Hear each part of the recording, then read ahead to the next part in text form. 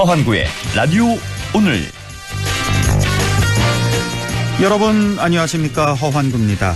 국민의힘 혁신위원회 수장으로 이뇨한 연세대 의대 교수가 임명됐습니다. 이뇨한 교수는 개항기에 미국에서 건너온 유진벨 선교사의 증손자인데요. 1959년 순천에서 태어나 연세대에서 의학 박사를 취득해 현재까지 세브란스 병원 교수로 근무해 왔습니다. 특히 광주 민주화운동 당시 시민군의 영어 통역을 맡고 최초의 한국형 구급차를 개발한 데 이어 북한 결핵 퇴치 사업에 뛰어드는 등 대한민국의 기여한 공로를 인정받아 지난 2012년 특별 귀화 1호의 주인공이 됐습니다. 인 위원장은 와이프와 아이만 빼고 다 바꿔야 한다는 고 이건희 회장의 말을 인용해서 국민의힘의 변화를 강조했습니다. 과연 이뇨한 위원장의 혁신 처방전은 무엇일지 궁금한데요. 약효가 제대로 발휘될 수 있을까요? 당내 갈등만 더 커지는 일은 없어야겠습니다. 10월 23일 월요일 라디오 오늘 광고 듣고 시작합니다.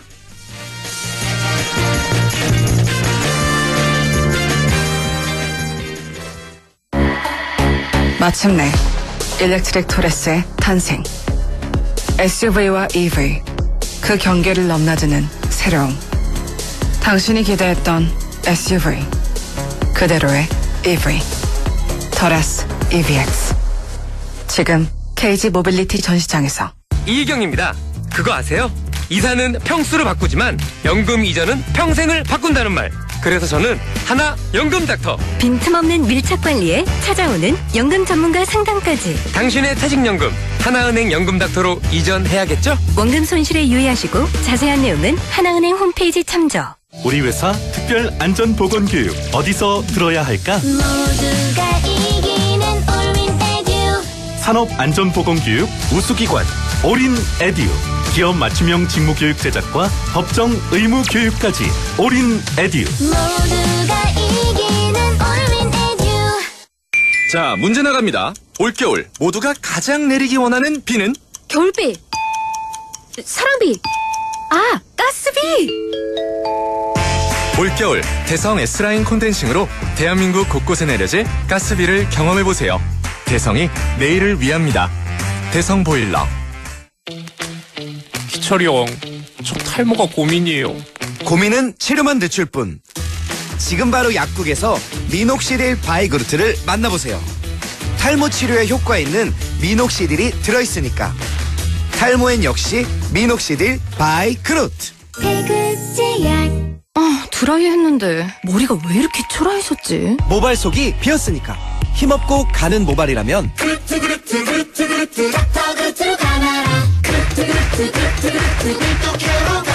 탈모 고민은 잡고 모발 속은 채워주니까 힘있게 자신있게 닥터그루트 밀도 케어. 기능성 화장품. 네, 라디오 오늘 월요일 순서 시작합니다. 일부 이슈오늘에서는 최근 264 문학관이 264 총서를 발간했습니다. 잠시 후 264 문학관의 손병희 관장을 연결해서 자세한 얘기 들어보겠습니다. 2부에서는 국립안동대학교 사학과 안상준 교수와 함께 안상준의 세상 읽기 함께하겠습니다.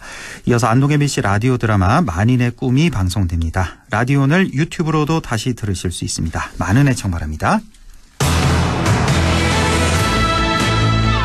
네, 이슈 오늘 시작합니다. 민족 시인이자 독립운동가로 잘 알려진 우리 지역의 대표 시인이죠. 264 선생의 글을 집대성하고 꼼꼼하게 주석까지 붙인 264 총서가 발간됐습니다. 자, 264 문학관의 손병희 관장과 함께 얘기 나눠봅니다. 관장님 안녕하십니까? 예, 반갑습니다. 예, 반갑습니다. 손병희 관장이시고요. 자, 264 총서가 발간됐다는 소식인데요. 지난 13일에는 북콘서트도 여셨다고요? 예. 지난 13일 날 우리 안동의 권태호 음악관에서 북콘서트를 열었고요. 네. 27일에는 대구 문학관에서, 그다음에 11월 4일은 서울에서 이 북콘서트를 계속합니다. 예. 이번 그 콘서트에는 특히 그 264의 종손녀, 264 시인의 아우의 손녀 되시는 분이죠.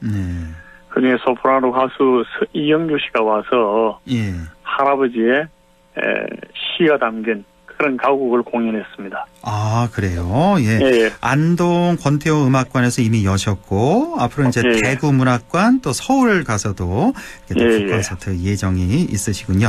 자, 이육서 총서 발간 배경하고 의미 좀 짚어주시죠. 이육사의 글이 벌써 한 100년 정도 시간이 지났거든요. 예. 그러니까 지금 오늘날 독자들은 이육사 글을 제대로 읽기가 어렵습니다.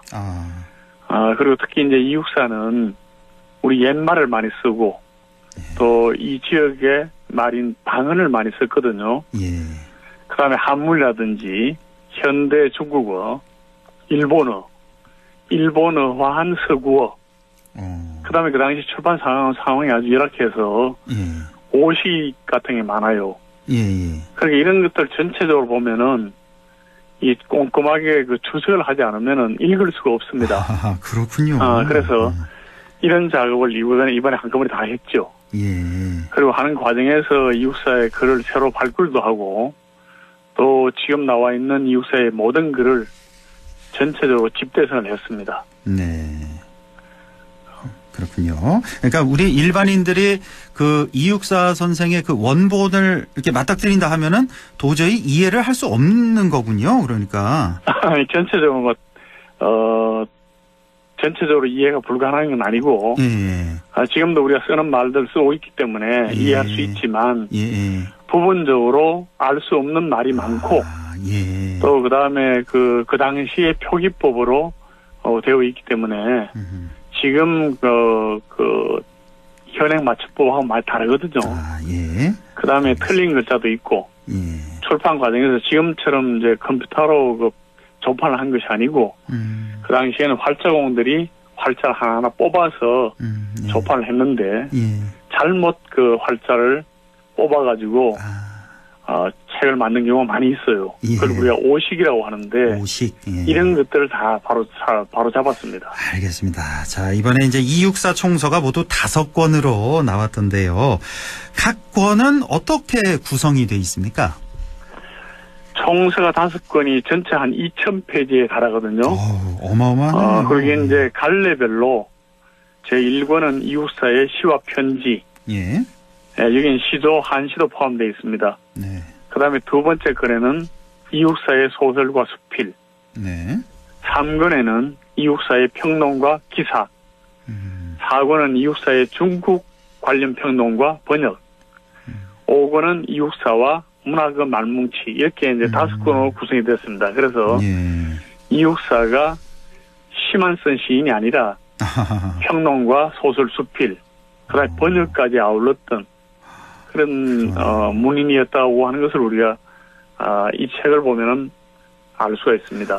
이건 몰랐습니다. 우리가 흔히 시인 이육사 이렇게 얘기를 하니까 시만 쓰신 줄 알았는데 소설, 수필, 평론, 번역 등등 많이 하셨군요. 네, 번역까지 했죠.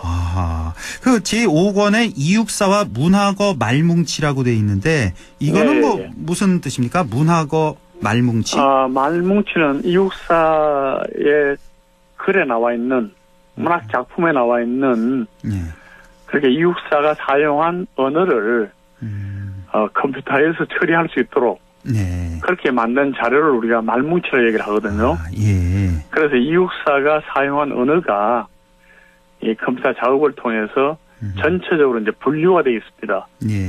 그러니까 이육사가 어떤 어휘를 또 품사별로 보면 형용사를 많이 썼는가, 혹은 동사를 많이 썼는가, 또 그런 것들은 어떤 것들이 있는가, 이런 것들을 전체적으로 색인화한 그런 작업입니다.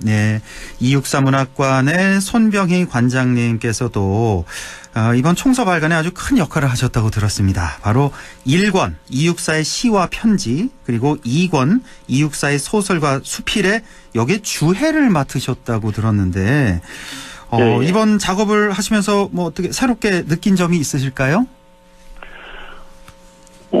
작업 과정에서 굉장히 이제 많은 어려움이 있었습니다. 실제로 이제 언어 해석에서 옛날 몇백 년 전의 언어를 이육사 사용하는 경우도 있고요. 그 다음에 일본화된 서구어 이런 것들을 또 정리하는 것도 쉽지 않았고. 일본화된 서구어라고 하셨죠, 지금? 예, 뭐 예를 들어 뭐 어떤 게 있을까요? 일본화된 서구어. 예를 들어서 츠아라고 하는 말이 있어요.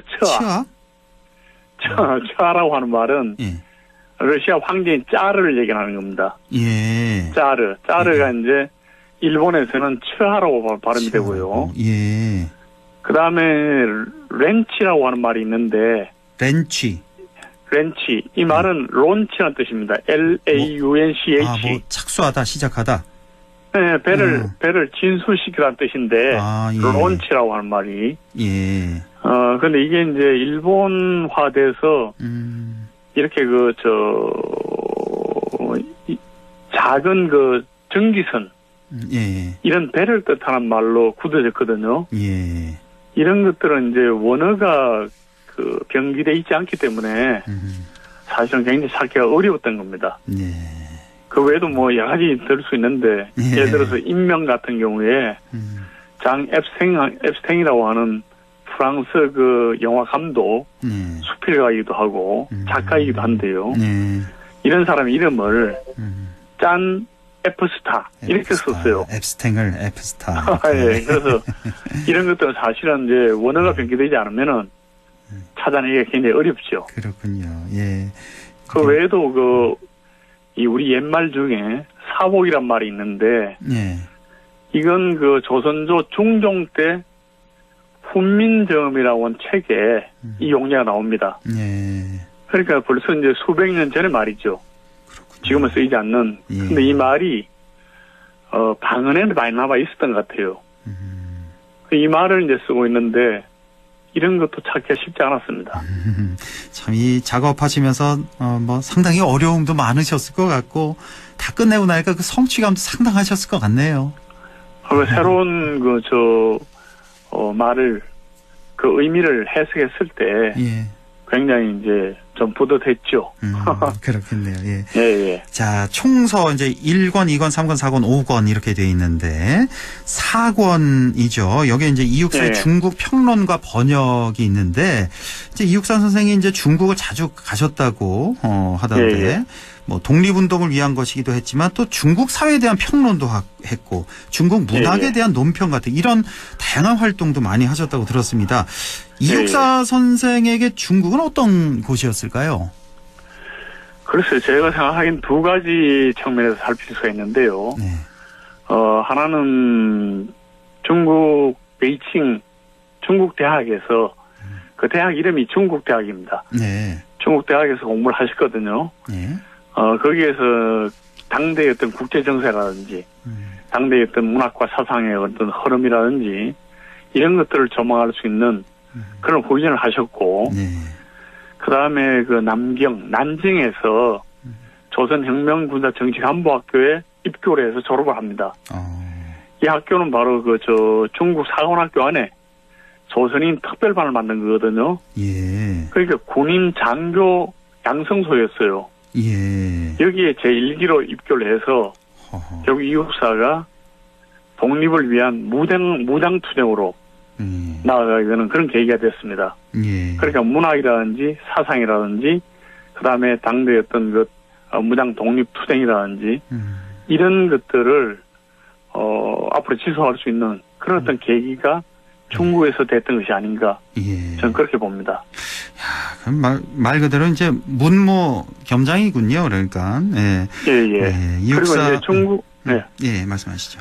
그래서 그 이후에 이육사가 신문기자, 저널리스트로서 그다음에 문인으로서 적극적인 이제 문필 활동을 하게 된 것도 이 중국의 어떤 경험, 처음 이런 것들이 상당히 작용을 한 것으로 그렇게 생각을 합니다. 이육사 선생 하면 이제 우리들에게는 이제 독립운동가이면서 시인 이렇게 두 가지 모습으로 기억이 되고 있는데 자, 시인 하면은 아무래도 뭐 이미지가 우리가 생각하기에 좀 정적이고 감성적이고 온순한 조용한 이런 이미지잖아요. 시인은.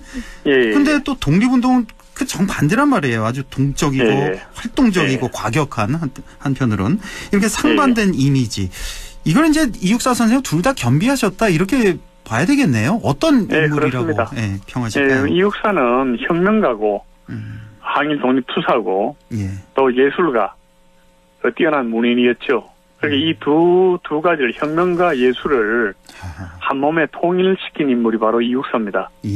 개인적으로는 굉장히 다정다감하고 진솔한 그런 내면을 지녔지만 당대의 어떤 제국주의적인 어떤 지배에 대해서는 총칼을 들고 나가서 투쟁했을 정도로 굉장히 적극적인 인물이었죠. 다정다감하다는 건 어떤 그 편지글에서 좀 알 수 있는 그런 거죠. 이육사 편지글을 보면은 이분이 얼마나 다정다감하고 진솔한가 하는 것을 우리 잘 알 수 있습니다.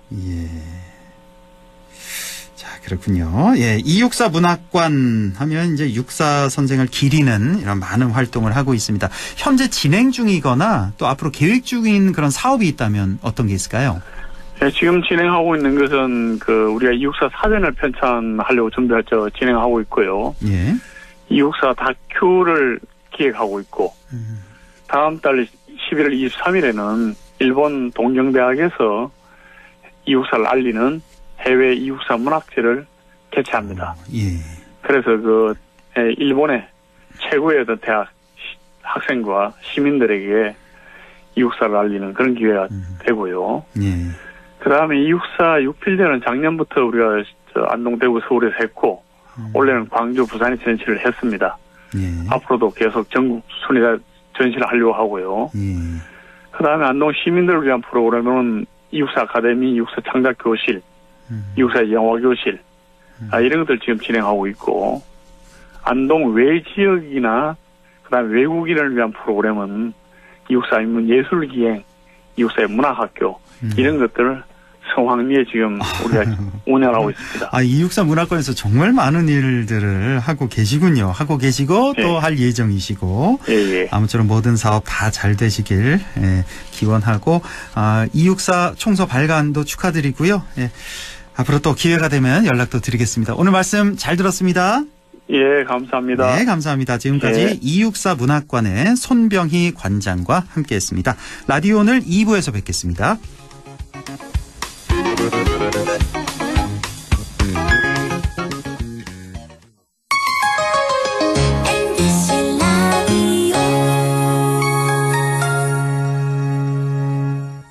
나에게 딱 맞는 대학, 나에게 꼭 맞춘 대학. 나만의 경쟁력을 원한다면 안동과학대학교로 오라. 시대에 딱 취업중심 실전학과, 학생의 꼭 현장중심 실무교육, 취업에 맞춤, 내 꿈에 맞춤, 나의 드림핏 안동과학대학교. 중고차 전문기업 신안동 EV 친환경 모터스.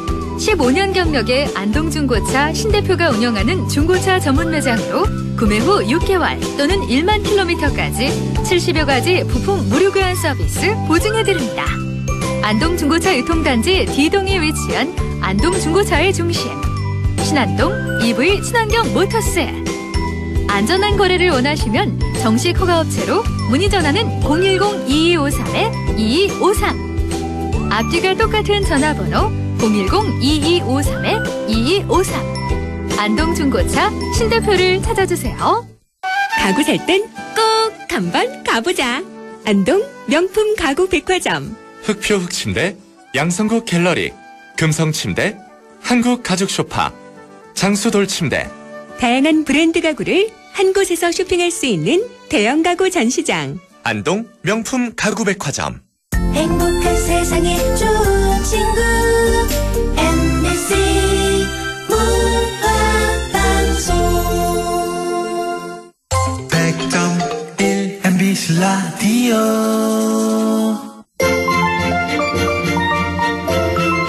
네, 6시 24분 25초 지나고 있네요. 안상준의 세상 읽기 시작합니다. 오늘도 국립안동대학교 사학과 안상준 교수와 함께합니다. 안녕하십니까? 네, 안녕하세요. 네, 교수님 오늘 어떤 얘기 해볼까요? 오늘 자유에 관한 얘기를 좀 할까 하는데요. 예. 이게 무슨 얘기냐면, 우리 대통령께서는 자유를 유난히 사랑하시고, 또 집권 여당도 자유민주주의를 굉장히 이제 크게,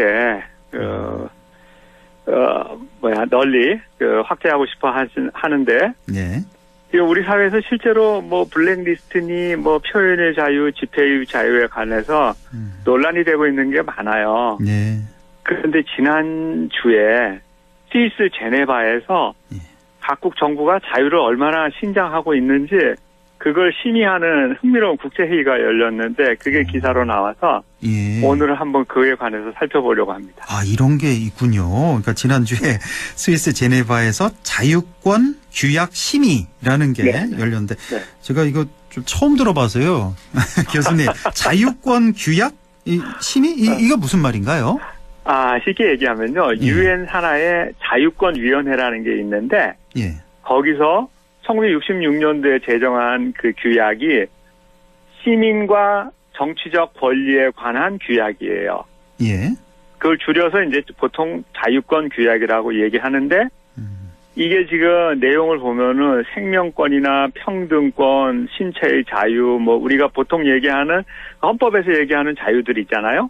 양심의 자유, 종교의 자유 등등 집회 결사의 자유 같은 이런 자유권을 얼마나 폭넓게 지금 정부가 잘 유지하고 확대 발전하는지 그걸 지금 국제 규약으로 만들어놨는데 이게 각 4년마다 한 번씩 심의를 받는다고 합니다. 아, 이런 게 있었군요. 네, 근데 우리나라는 1990년에 처음 이 규약에 비준을 했고, 그래서 4년마다 한 번씩 해서 올해는 5번째 심의를 받는다고 합니다. 아, 유엔에 이런 자유권 위원회라는 게 있었군요. 그래서 각 나라마다 얼마나 자유를 잘 보장하는지 뭐 이런 거를 좀 심의하는 이런 건데, 자, 그러니까 민주주의가 얼마나 힘든 건지 이제 다 알겠죠, 우리 모두.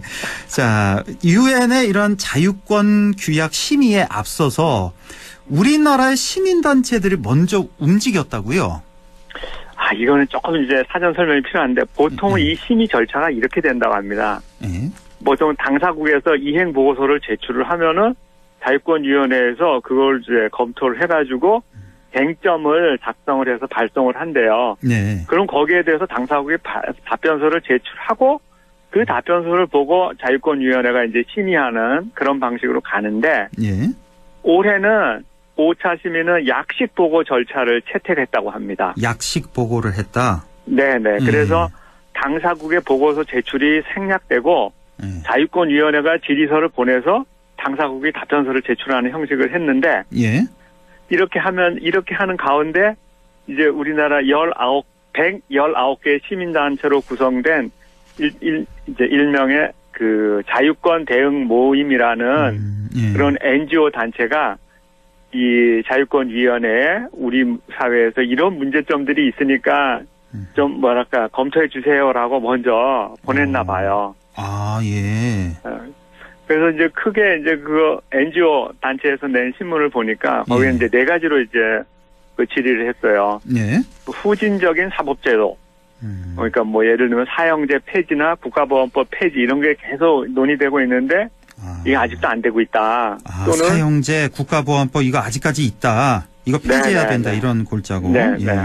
뭐 그런 식으로 해서 이제 결사의 자유도 지금 노조 탄압과 관련해서 이러이러한 문제점이 있고 언론의 자유 침해도 뭐 이러이러한 이제 요즘 최근에 뭐 가짜 뉴스니 뭐 공직자 의혹 다른 기자나 기사들을 뭐 탄압하는 그런 것들, 고소 고발을 남발하는 것, 이런 것들을 이제 미리 자유권위원회에 보냈다고 합니다.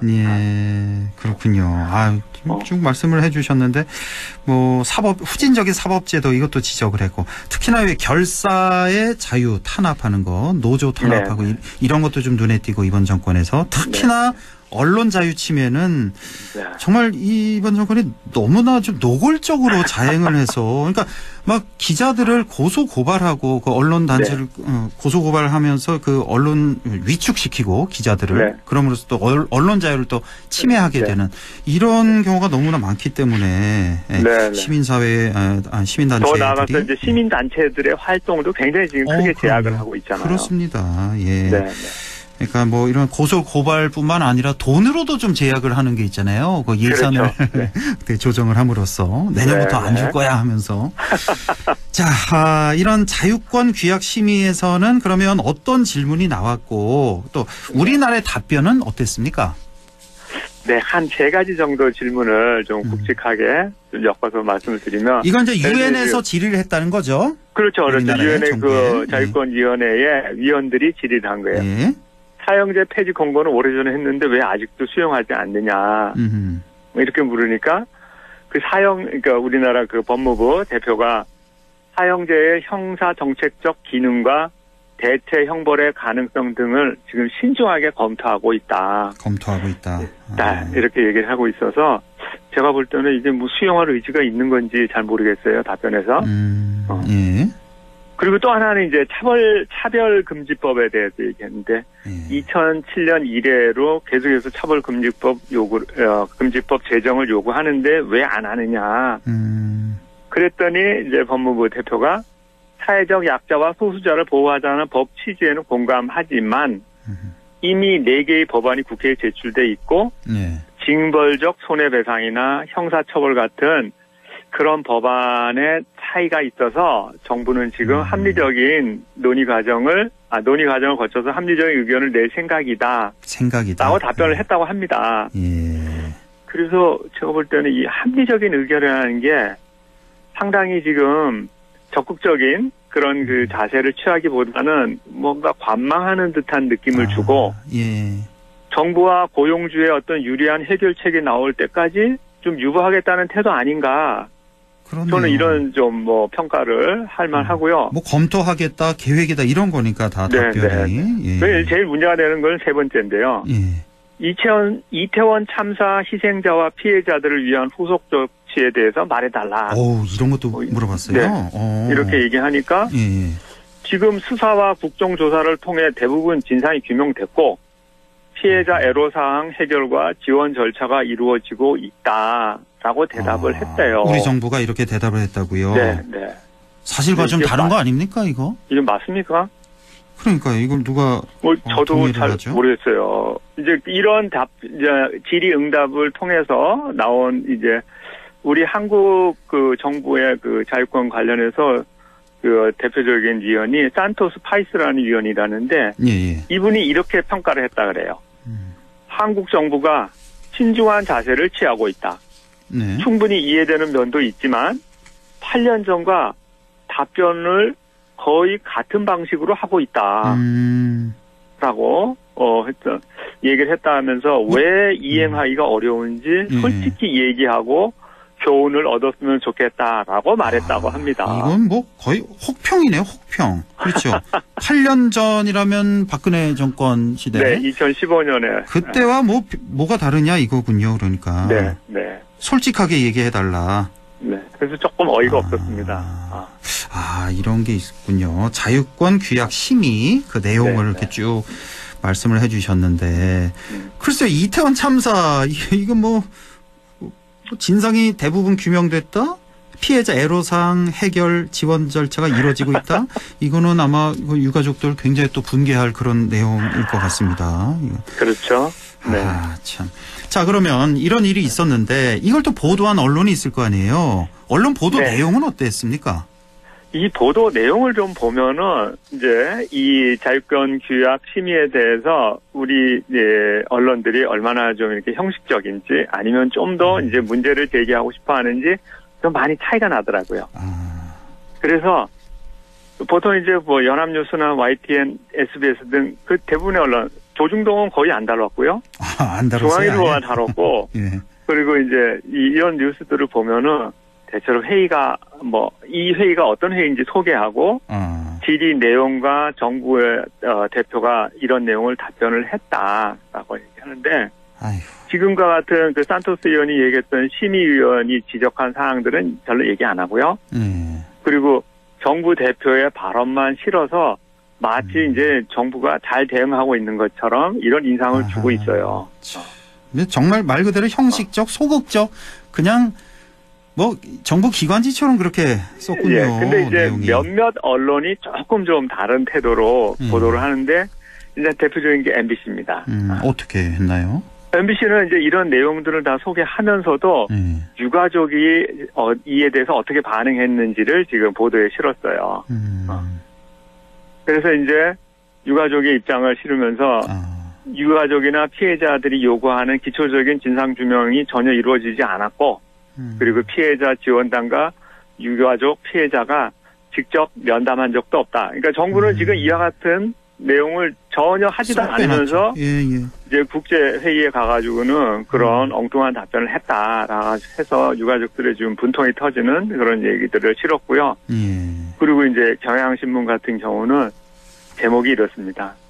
그렇게 자유를 외쳤는데 유엔 한국의 자유권 8년 전으로 후퇴 우려 뭐 이런 제목을 달면서 대표적으로 조금 전에 얘기했던 그 산토스 파이스 위원회 지적을 여기서는 이렇게 표현했어요. 어떻게? 정부 대표단의 답변이 소극적이었고 상당수의 질의에서 사실상 8년 전 4차 심의와 똑같은 수준의 답변을 했다.